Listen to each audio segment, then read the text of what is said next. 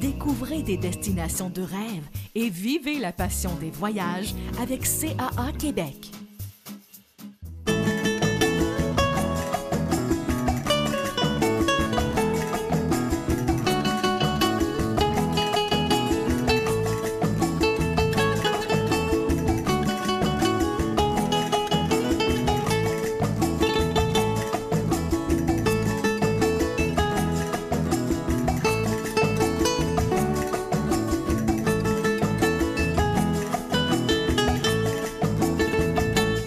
Salut tout le monde, bienvenue à Passion Voyage. Si vous êtes des curieux de nature, si on dit de vous que vous êtes un bourlingueur, vous avez trouvé la bonne émission. Et cette semaine, on vous amène dans un coin du monde où on n'est jamais allé encore, une croisière sur la mer Baltique, où l'on va découvrir 8 pays différents, ce qui est quand même pas rien.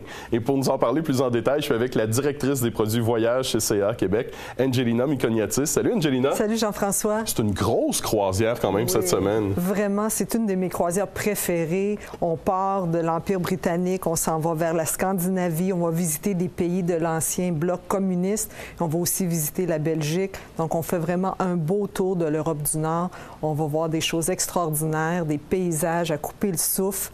Ça va être vraiment intéressant. Des cultures différentes en plus de ça. Totalement, oui. Donc, l'Angleterre, la Belgique, l'Allemagne, Finlande, Suède, Estonie, Russie. Danemark. 8 pays qui sont au menu aujourd'hui. Tout de suite, on s'arrête pour une pause. On va avoir tellement de choses à vous dire. Au retour, on embarque à bord du bateau et ce sera à Londres à Passion Voyage.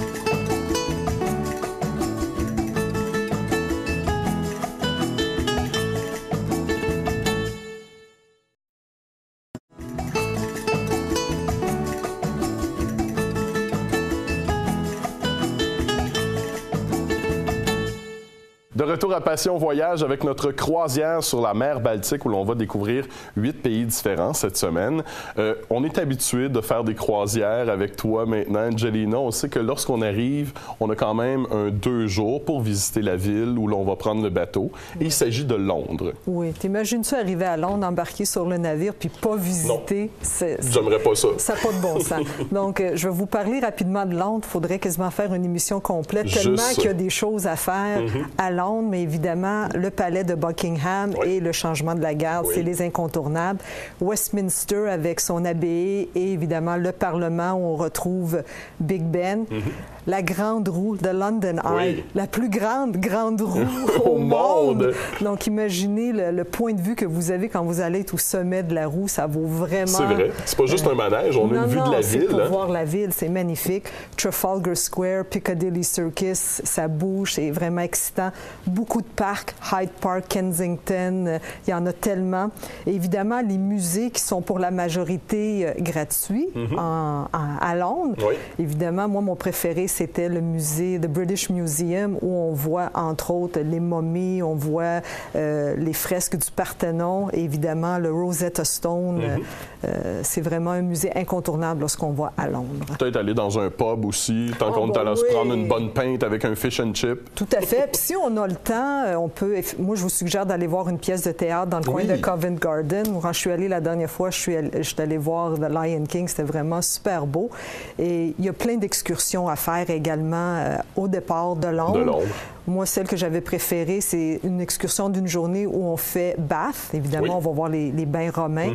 On visite Stonehenge et le château de Windsor. Et c'est toute à proximité de Londres, ça se fait quand même bien. Ça se fait dans une journée complète. C'est à peu près une excursion de 7-8 heures. C'est toute une journée, mais ça vaut vraiment la peine. C'est un beau paysage à voir aussi en chemin. Juste marcher dans la ville de Londres aussi, c'est agréable. C'est vraiment une belle agréable, ville pour ça. Oui, tout à fait. Est-ce qu'on connaît le bateau sur lequel tu nous amènes cette semaine? C'est le Celebrity Eclipse. On a souvent parlé dans cette émission des navires de Celebrity et de la classe Solstice, qui est finalement les nouveaux navires de Celebrity. Si on parle du Celebrity Eclipse, c'est un navire qui fait 122 000 tonnes. Il peut accommoder 2850 passagers et 85% des cabines ont des balcons. Donc ça, on aime ça parce que c'est le fun d'arriver dans une ville puis pouvoir être assis sur notre balcon, prendre notre petit déjeuner puis voir la ville devant nous.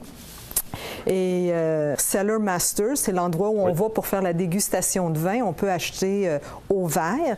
Et évidemment, il y a toujours un sommelier sur place pour nous conseiller. Les bons conseils d'un sommelier pour avoir le bon vin qui va avec nos goûts. Exactement. Le Lawn Club, qui est sur le dernier pont du navire, c'est un endroit où il y a du vrai gazon. Donc, on peut se coucher sur le gazon, prendre un petit verre, faire un petit pique-nique.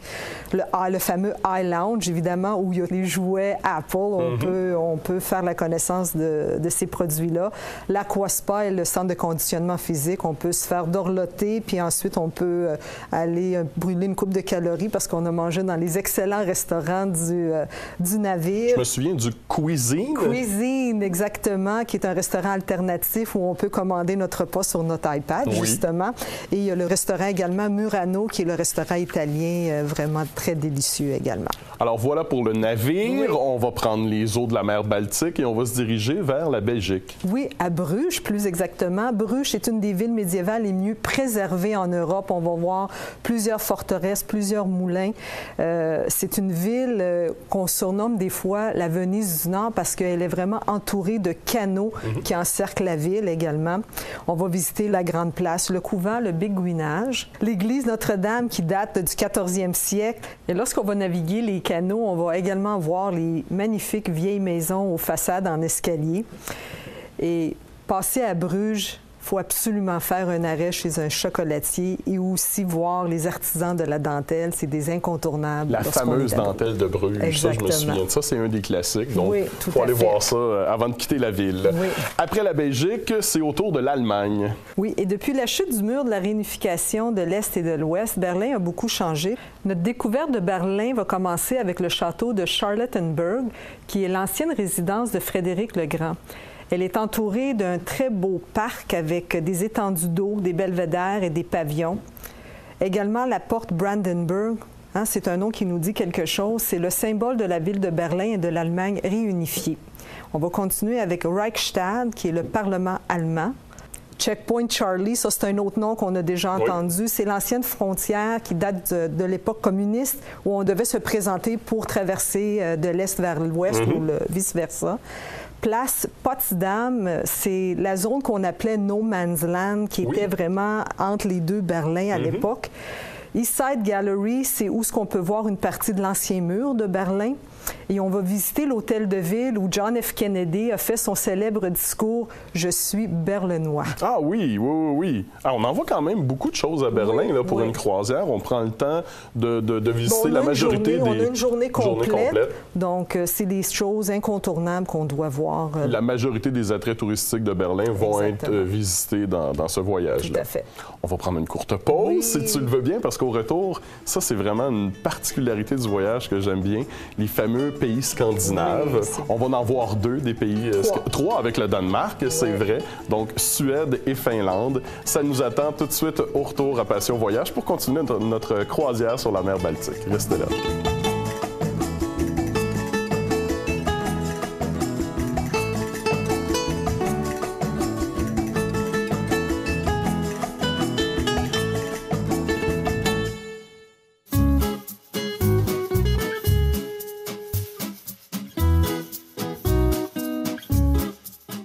Vous hésitez encore à faire une croisière? Voici quelques bonnes raisons pour vous aider à prendre votre décision.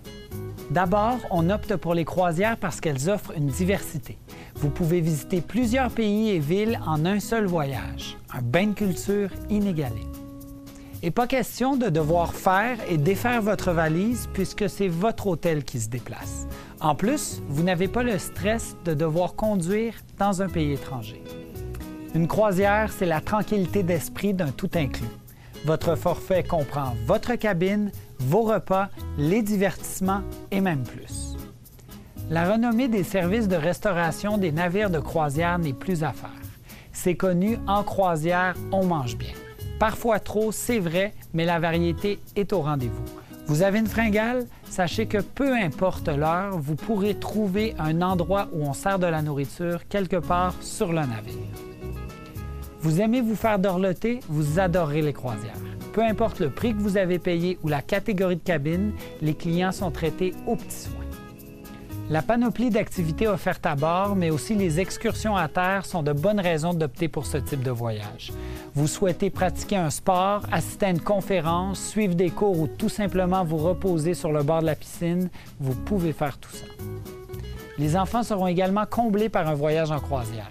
Les navires possèdent des endroits qui leur sont réservés et ce, peu importe le groupe d'âge. Et si c'est le romantisme que vous recherchez, à bord d'un navire de croisière, vous serez servi. Imaginez-vous prendre le petit déjeuner sur votre balcon alors que le navire entre dans un port ou observer le coucher de soleil sur le pont. Vous pouvez même vous marier à bord du navire.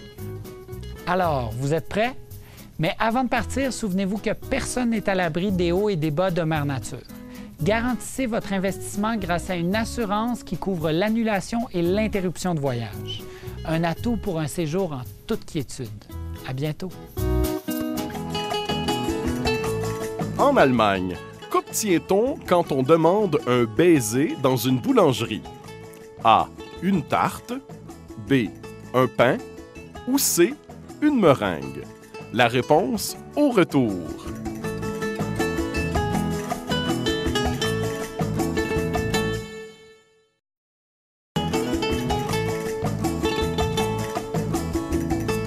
La réponse est C.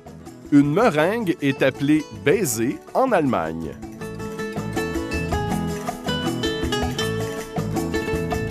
On est de retour à Passion Voyage avec notre croisière sur la mer Baltique cette semaine. Angelina, on est rendu au pays scandinave. Oui. On va visiter entre autres la Suède. Oui. Et sa capitale, Stockholm. Ah oui, un coup de cœur pour moi d'ailleurs. On va voir l'hôtel de ville de Stockholm. C'est l'endroit où à chaque année, on remet les prix Nobel. C'est là que ça se passe. L'île de Djurgården, qui est un endroit où on retrouve un grand parc, de nombreux musées, un zoo et un parc d'attractions. Le musée Vasa, vraiment impressionnant. S'il y a quelque chose à visiter, pour moi, ça, c'est la place. C'est le musée dont tu me parlais avec le navire? Le navire, oui. C'est le navire du même nom, Vasa. En fait, le navire, lorsqu'il a essayé de sortir de la baie de Stockholm, il a coulé. OK. Et il a resté là pendant quasiment 300 ans avant qu'on le sorte. Et lorsqu'on l'a sorti, on a construit le musée autour. On a vraiment le navire tel qu'il était à l'époque. À l'intérieur. À l'intérieur, belle visite. C'est vraiment impressionnant comme endroit. On va visiter évidemment le Palais Royal, qui est la résidence officielle des monarques de Suède, qui sont évidemment toujours présents au centre-ville de Stockholm. Et notre deuxième pays scandinave, la Finlande, on va visiter Helsinki. Oui, la capitale. Notre visite va nous permettre de découvrir un mélange d'architecture ancienne et de design futuriste au cœur de cette ville qui est très moderne. On va visiter la place du Sénat et la magnifique église qui surplombe la place, la forteresse Suomenlinna, qui est considérée comme le Gibraltar du Nord, donc c'est pas peu dire. L'église Tempeliakio, qui est une église qui est sculptée dans le roc. Ah oui. C'est tellement impressionnant, Jean-François, là, je ne pensais jamais voir ça. On a hâte de voir ça. On rembarque à bord du bateau, oui. On se dirige vers la Russie. Oui. On en a déjà parlé. Moi, je sais que tu aimes particulièrement Saint-Pétersbourg. Ah oui, vraiment. Là, effectivement, on en a parlé dans une de nos premières émissions. Oui. Lors de notre séjour à Saint-Pétersbourg, on va être là 2 nuits. Écoute, la ville est tellement intéressante qu'on ne pouvait pas se permettre juste de coucher une nuit. Donc, le navire va rester au port pendant 2 journées complètes. On va commencer avec la découverte du palais de Peterhof et ses jardins. Si tu te souviens, Jean-François, je t'avais dit à l'époque, c'est l'emplacement que Pierre le Grand, le tsar de Russie à l'époque, avait choisi comme site pour la construction de sa résidence d'été. Il voulait surpasser Versailles. Exactement. Lui, c'était ça son rêve. Donc, le Grand Palais est vraiment impressionnant avec sa façade ocre et blanche, 30 pièces, des magnifiques salles d'apparat, la salle du trône, une parqueterie vraiment incroyable.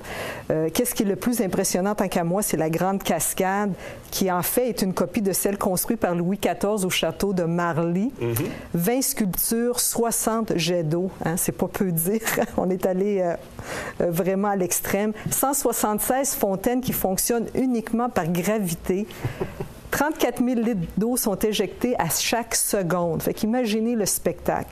Et évidemment, on a les jardins du palais qui sont magnifiques également. Ça va être la première journée. Oui. Donc, la deuxième journée, on va visiter la ville en tant que telle. On va commencer avec une promenade sur la perspective Nevsky, qui est l'artère commerciale de la ville. La nuit, là, c'est là que ça se passe, le nightlife. Les différents ponts qui enjambent la Neva, ainsi que les nombreux canaux de la ville. La cathédrale Saint-Isaac, la cathédrale Saint-Sauveur sur le sang versé, qui est vraiment un joyau de l'architecture russe. Et c'est à cet endroit-là que le tsar de l'époque avait été assassiné. Donc, pour ça, le nom. La forteresse de Pierre et Paul, où est née la ville de Saint-Pétersbourg, c'était un lieu de détention des prisonniers de la Révolution d'octobre. Et c'est là aussi qu'on trouve la tombe de la dernière dynastie des tsars de Russie, la famille Romanov, et l'incontournable musée de l'Ermitage, une institution culturelle les plus célèbres au monde. C'est celle qui est le plus visitée, 3 millions d'œuvres d'art. Incroyable. Donc, autant tout sur la culture russe que sur la démesure russe avec le château. On voit vraiment tous les aspects de la Russie. Exactement. En 2 jours à Saint-Pétersbourg. Voilà. On est rendu à l'Estonie. Oui. C'est rare qu'on parle de ce pays-là. Hein? C'est pas vraiment, disons, une destination touristique très populaire. Non. On n'a vraiment pas d'attente. Lorsqu'on regarde l'itinéraire d'une croisière en mer Baltique, on arrête en Estonie. OK, c'est le fun.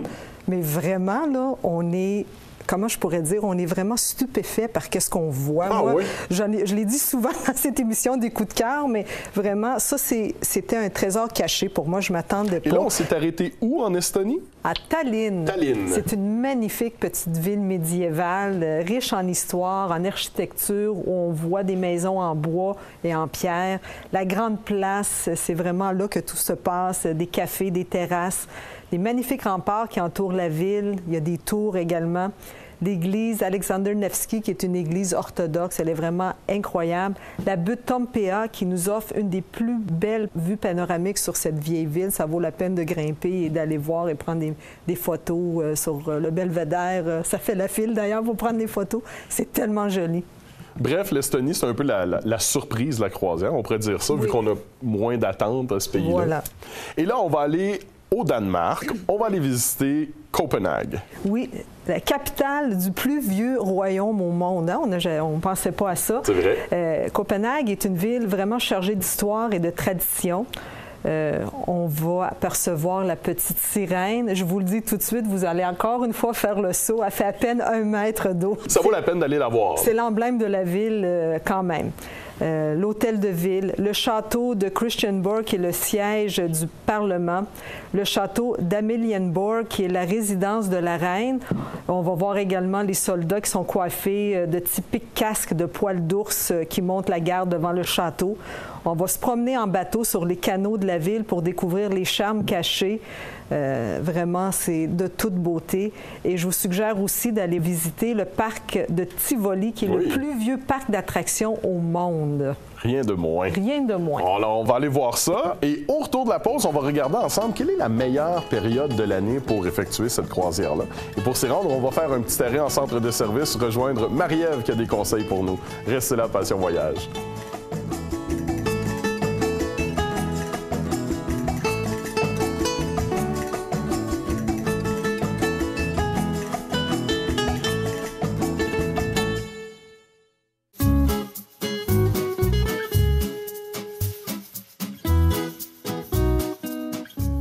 Vous est-il déjà arrivé de voir vos chevilles et pieds enflés lors d'un vol en avion?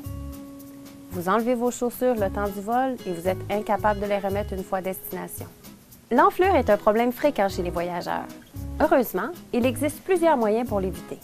Se lever à intervalles réguliers, faire des flexions et extensions des orteils, porter des vêtements confortables et boire beaucoup d'eau.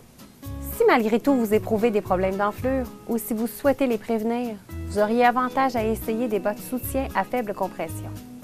Ces chaussettes amélioreront la circulation en général, mais plus spécifiquement à la cheville et au mollet. Sans vouloir s'improviser spécialiste de la circulation sanguine, retenons que les veines situées dans les jambes ont pour fonction de ramener le sang vers le cœur par différentes valves. Or, de longues périodes assises ou debout peuvent empêcher le fonctionnement normal de ces valves et créer l'enflure. Les chaussettes spécialisées appliquent une compression dégressive à partir de la cheville en montant. La circulation sanguine se fera alors normalement sans douleur ni enflure. Assurez-vous toutefois de prendre la bonne taille. Vérifiez les chartes offertes par les compagnies. Il est normal de se sentir un peu serré et inconfortable au début, mais ne vous inquiétez pas, vous vous habituerez rapidement. Il existe différents modèles de bas, avec laine mérino, plus sport ou encore un peu plus classique. Tous les types offrent les modèles qui conviennent aux hommes et aux femmes. Ces chaussettes et plein d'autres articles essentiels à vos voyages sont disponibles dans les 13 centres de service CAA Québec, véritables complices de vos voyages. À bientôt!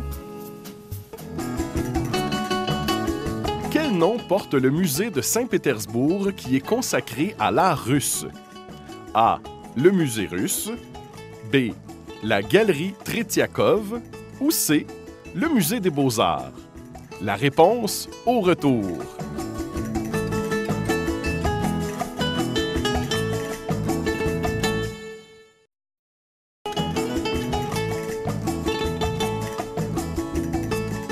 La réponse est A.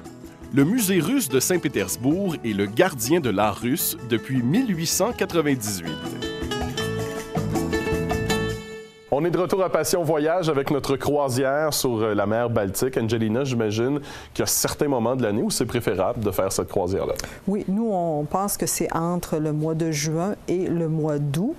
Et c'est une croisière, Jean-François, qui est très populaire. D'année en année, on voit qu'il y a de plus en plus de personnes qui veulent faire cette croisière. Et c'est pour ça que pour l'été 2013, nous offrons 3 départs, du 22 juin au 6 juillet, du 20 juillet au 3 août et du 17 au 31 août 2013, évidemment. Et comme il est notre habitude, Jean-François, tu le sais, on arrive toujours un petit peu quelques jours avant ou on peut rester aussi quelques jours après la croisière pour vous permettre de visiter la ville d'embarquement ou de débarquement. Dans le cas présent, c'est Londres dans les 2 cas. Et parlons de visite un petit peu. Vous savez que lors d'une croisière océanique, les excursions facultatives sont payantes, ne sont pas incluses dans le prix du voyage. Et dans la majorité des cas, elles sont en anglais. Mais lorsque vous voyagez avec CAA Québec, nous, on vous offre les excursions en français. Donc, c'est toujours plus agréable de faire nos visites dans notre langue. On est plus à l'aise, on n'est pas obligé de forcer, même si on comprend l'anglais un petit peu. On manque rien des informations. On manque rien, exactement. Donc, c'est l'avantage que vous avez lorsque vous achetez via notre agence de voyage.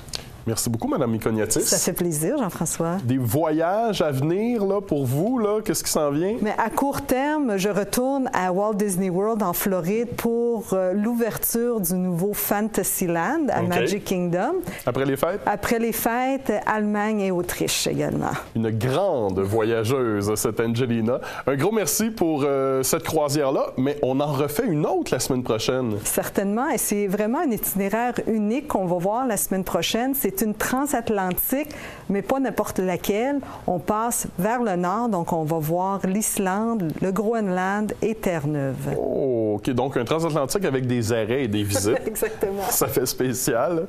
On va donc se donner rendez-vous la semaine prochaine pour cette superbe croisière dans la mer du Nord.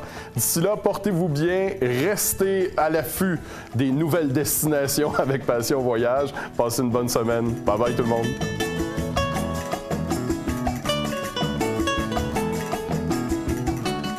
CAA Québec vous aide à dénicher votre destination de rêve. Pas besoin d'être membre pour en profiter. Voyager avec CAA Québec, ça vous avantage.